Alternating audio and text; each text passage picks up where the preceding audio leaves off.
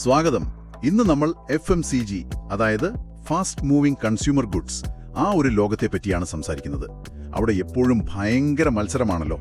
അപ്പോൾ നമ്മൾ ഇന്ന് ശ്രദ്ധിക്കുന്നത് excerpts from perfect store strategy four FMCG execution എന്നൊരു ലേഖനത്തിലെ ചില കാര്യങ്ങളാണ്. എന്താണ് ഈ പെർഫെക്റ്റ് സ്റ്റോർ സ്ട്രാറ്റജി? എന്തിനാണ് ബ്രാൻഡുകൾ ഇതിന് ഇത്ര പ്രാധാന്യം കൊടുക്കുന്നത്? അതൊന്ന് നോക്കാം. ശരി. വളരെ സിമ്പിളായിട്ട് പറഞ്ഞാൽ, നമ്മളൊരു കടയിൽ പോകുമ്പോൾ, അത് വലിയ സൂപ്പർ മാർക്കറ്റോ അല്ലെങ്കിൽ അടുത്തുള്ള ചെറിയ പലചരക്ക് കടയോ ആവട്ടെ, അവിടെ ഒരു പ്രത്യേക ബ്രാൻഡ് എങ്ങനെ കാണണം, അതിന്റെ ഒരു ഫീൽ എന്തായിരിക്കണം, എങ്ങനെ വിൽക്കണം എന്നതിനൊക്കെ ഒരു രൂപരേഖ അല്ലേ? അതെ അതെ, ഒരു ബ്ലൂ പ്രിന്റ് എന്ന് പറയാം. ഷെൽഫിൽ എവിടെ ഇരിക്കണം, ഡിസ്പ്ലേ എങ്ങനെ വേണം, വില കറക്റ്റ് ആണോ, ഇതെല്ലാം. അപ്പോൾ ലക്ഷ്യം എന്താണ്?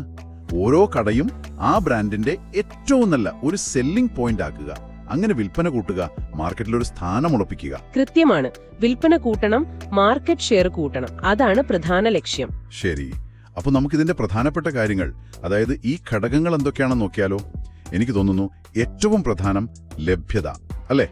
അവൈലബിലിറ്റി. തീർച്ചയായും ലഭ്യതയാണ് അടിസ്ഥാനം. നമ്മൾ വാങ്ങാൻ ചെല്ലുന്ന സാധനം അവിടെ ഇല്ലെങ്കിൽ പിന്നെന്ത് കാര്യം? ശരിയാണ്. ഈ സ്റ്റോക്ക് ഇല്ലാത്ത അവസ്ഥ നമ്മൾ ഔട്ട് ഓഫ് സ്റ്റോക്ക് അല്ലെങ്കിൽ OOS എന്ന് പറയും. അത് സെയിൽസ് കുറയ്ക്കുന്ന ഏറ്റവും വലിയൊരു പ്രശ്നമാണ്. ശരിയാണ്. എത്ര ഇഷ്ടമുള്ള ബ്രാൻഡാണെങ്കിലും കിട്ടിയില്ലെങ്കിൽ നമ്മൾ വേറെ നോക്കുമല്ലോ. അതെ, കസ്റ്റമർ ലോയൽറ്റി ഒക്കെ അവിടെ പരീക്ഷിക്കപ്പെടും. അതോടൊപ്പം തന്നെ വിസിബിലിറ്റി, അതായത് ഉൽപ്പന്നം എളുപ്പത്തിൽ കാണാൻ പറ്റണം, കണ്ണിൽ പെടണം. അതെ, നല്ലൊരു ഷെൽഫിൽ അല്ലെങ്കിൽ ഒരു പ്രത്യേക ഡിസ്പ്ലേ ഒക്കെ ആയിട്ട് വെച്ചാൽ ആളുകൾ ശ്രദ്ധിക്കും. അപ്പോൾ ഈ ലഭ്യതയും പിന്നെ ഈ വിസിബിലിറ്റി ഇത് മാത്രം മതിയോ? വേറെന്തൊക്കെയുണ്ട്? വിലയുടെ കാര്യമോ? പ്രൊമോഷൻസ്? പോരാ. ഇത് രണ്ടും മാത്രം പോരാ. ശരിയായ ഉൽപ്പന്നം ശരിയായ സ്ഥലത്ത് വെറുതെ വെച്ചാൽ പോരല്ലോ. ശരിയായ വിലയ്ക്ക് കൊടുക്കണം. വില കറക്റ്റ് ആയിരിക്കണം, കോമ്പറ്റീറ്റീവ് ആയിരിക്കണം. പിന്നെ പ്രൊമോഷൻസ്, ഓഫറുകളൊക്കെ ആളുകൾക്ക് അട്രാക്റ്റീവായി തോന്നണം. അതോടൊപ്പം തന്നെ അസോർട്ട്മെന്റ്, അതായത് ആ കടയ്ക്ക് അനുയോജ്യമായ ഉൽപ്പന്നങ്ങളുടെ ഒരു മിക്സ്. ഒരു ഹൈപ്പർ മാർക്കറ്റിൽ വേണ്ടത്ര വെറൈറ്റി ചിലപ്പോൾ ഒരു ചെറിയ കടയിൽ വേണ്ടിവരില്ല. ശരിയാണ്. അവിടുത്തെ കസ്റ്റമേഴ്സിനനുസരിച്ചിരിക്കും. അതെ, ഈ കാര്യങ്ങളെല്ലാം കറക്റ്റായിട്ട് നടക്കുന്നുണ്ടോന്ന് എപ്പോഴും ചെക്ക് ചെയ്യണം. അതാണ് ഈ കംപ്ലയൻസ് മെഷർമെന്റ്. ഓഡിറ്റ് പോലെയുള്ള കാര്യങ്ങൾ. അതെ, ഷെൽഫിൽ എത്ര ശതമാനം സ്ഥാനം കിട്ടുന്നുണ്ട്, ഷെൽഫ് ഷെയർ, OOS റേറ്റ് എത്രയാണ് എന്നൊക്കെ നോക്കുന്നത് ഇതിന്റെ ഭാഗമാണ്. ഈ ഘടകങ്ങളെല്ലാം ഇത് എല്ലാത്തരം കടകളിലും ഒരുപോലെയാണോ ഇതിന്റെ പ്രാധാന്യം? അതോ ഈ മോഡേൺ ട്രേഡ് എന്നൊക്കെ പറയുന്ന സൂപ്പർ മാർക്കറ്റുകളിലും ഹൈപ്പർ മാർക്കറ്റുകളിലും ഒക്കെ ഇതിന് കൂടുതൽ ഒരു ഊന്നൽ കൊടുക്കേണ്ടതുണ്ടോ? നല്ല ചോദ്യമാണ്. തീർച്ചയായും ആധുനിക വ്യാപാര ശൃംഖലകളിൽ ഈ പറയുന്ന സൂപ്പർ മാർക്കറ്റുകളിലും ഹൈപ്പർ മാർക്കറ്റുകളിലും ഒക്കെയാണ് ഇതിന് പ്രാധാന്യം കൂടുതൽ. എന്തുകൊണ്ടായിരിക്കും അത്? കാരണം അവിടെ മത്സരം കൂടുതലാണ്. പിന്നെ ഉദാഹരണത്തിന് ഈ GCC മാർക്കറ്റുകൾ, ഗൾഫ് രാജ്യങ്ങളിലെ വിപണികൾ നോക്കിയാൽ അവിടെ സ്ഥിതി കുറച്ചുകൂടി കോംപ്ലക്സ് ആണ്. കാരണം അവിടെ ഉയർന്ന വരുമാനക്കാരായ പ്രവാസികളുണ്ട്, അതേസമയം വില കുറഞ്ഞ സാധനം നോക്കുന്ന തദ്ദേശീയരുമുണ്ട്. രണ്ടുതരം കസ്റ്റമേഴ്സ്. അതെ. അപ്പോ ഈ രണ്ട് കൂട്ടരെയും ഒരുപോലെ തൃപ്തിപ്പെടുത്താൻ വളരെ സൂക്ഷ്മമായ പ്ലാനിംഗ് വേണം. ഓരോ കടയ്ക്കും അനുസരിച്ച് ഈ പെർഫെക്റ്റ് സ്റ്റോർ ഗൈഡ് ലൈൻസ് മാറ്റേണ്ടി വരും. ഒരു യുദ്ധക്കളമാണ്.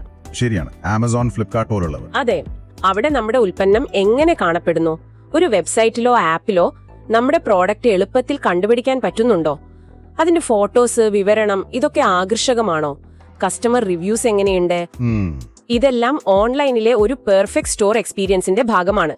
ഒരു പക്ഷേ ഫിസിക്കൽ സ്റ്റോറിനേക്കാളും കൂടുതൽ കാര്യങ്ങൾ അവിടെ ശ്രദ്ധിക്കാനുണ്ട്. അത് ശരിയാണ്. ഓൺലൈനിലെ മത്സരം ചിലപ്പോൾ അതിലും കൂടുതലായിരിക്കും. കൊള്ളാം. അപ്പൊ ഈ തന്ത്രം ഇത് ശരിയായിട്ട് നടപ്പിലാക്കുമ്പോൾ എന്താണ് ശരിക്കും സംഭവിക്കുന്നത്? സെയിൽസ് കൂടുമെന്ന് നമ്മൾ പറഞ്ഞു, അതല്ലാതെ? സെയിൽസ് കൂടുമെന്നത് പ്രധാനപ്പെട്ട കാര്യം തന്നെ. ചില പഠനങ്ങളൊക്കെ പറയുന്നത് ഈ പെർഫെക്റ്റ് സ്റ്റോർ നിയമങ്ങൾ നന്നായി പാലിക്കുന്ന കടകളിൽ കൺവേർഷൻ റേറ്റ്, അതായത് കടയിൽ വരുന്നവരിൽ എത്ര പേർ വാങ്ങുന്നു എന്ന കണക്ക്, അതൊരു 15-20% വരെ കൂടാൻ സാധ്യതയുണ്ടെന്നാണ്. അത് കൊള്ളാമല്ലോ. അതായത് 10 പേർ വന്നാൽ സാധാരണ വാങ്ങുന്നതിനേക്കാൾ 1-2 പേർ അധികം വാങ്ങാൻ സാധ്യതയുണ്ട്. അതെ. അതോടൊപ്പം ഈ റീറ്റെയിലർമാരും കടയുടമകളുമായുള്ള ബന്ധം അത് കുറച്ചുകൂടി സ്ട്രോങ് ആവും. അതെങ്ങനെയാണ്? കാരണം ബ്രാൻഡുകൾ കടയുടെ നിലവാരം കൂട്ടാൻ സഹായിക്കുമ്പോൾ അത് റീറ്റെയിലർക്കും ലാഭമാണ്. അപ്പൊ അതൊരു പാർട്ട്ണർഷിപ്പ് പോലെയാവും. Win win situation. ശരി. അത് നല്ലൊരു പോയിന്റാണ്.